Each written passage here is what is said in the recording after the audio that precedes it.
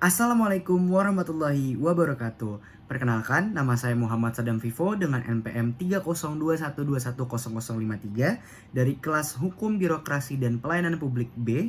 Dengan ini saya akan mempresentasikan atau memberikan video tentang reformasi birokrasi dan pelayanan publik dalam kegiatan usaha perbankan, khususnya BUMN yang ada di Indonesia. Silakan menyaksikan. Pada suatu masa, Indonesia memasuki babak baru dalam perjalanannya menuju kemajuan yang berkelanjutan.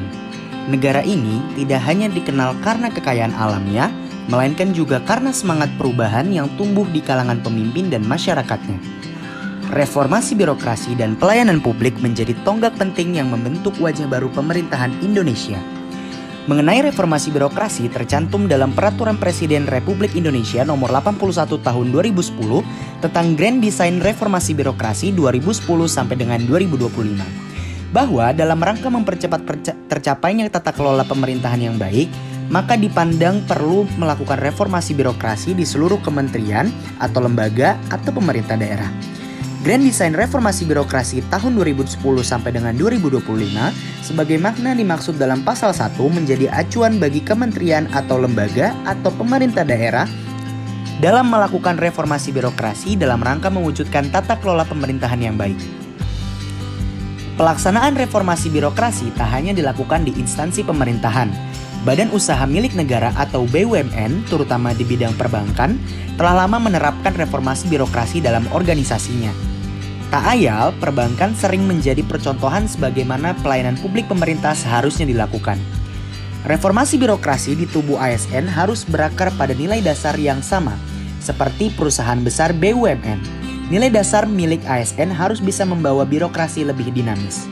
Salah satu langkah konkret yang dilakukan pemerintah dalam menyatukan arah gerak ASN sebagai pelayan masyarakat adalah dengan menetapkan core value atau nilai dasar berakhlak dan employer branding. Bangga melayani bangsa untuk seluruh ASN. Dengan ditetapkannya kedua hal tersebut oleh Presiden Joko Widodo diharapkan dapat menyeragamkan nilai-nilai dasar ASN yang saat ini masih bervariasi di setiap instansi pemerintahan, baik pusat maupun daerah. Berakhlak merupakan akronim dari berorientasi pelayanan, accountable, kompeten, harmonis, loyal, adaptif, dan kolaboratif. Nilai berakhlak tersebut menjadi panduan ASN dalam bekerja dan berperilaku.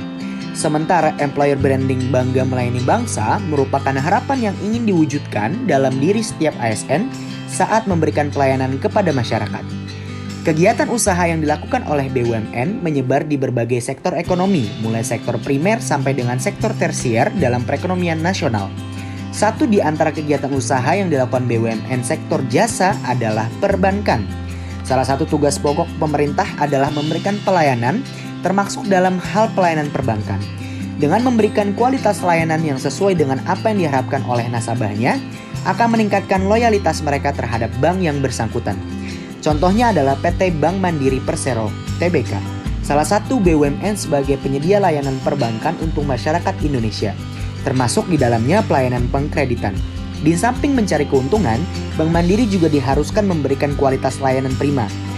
Bank Mandiri terus berupaya meningkatkan kualitas pelayanannya.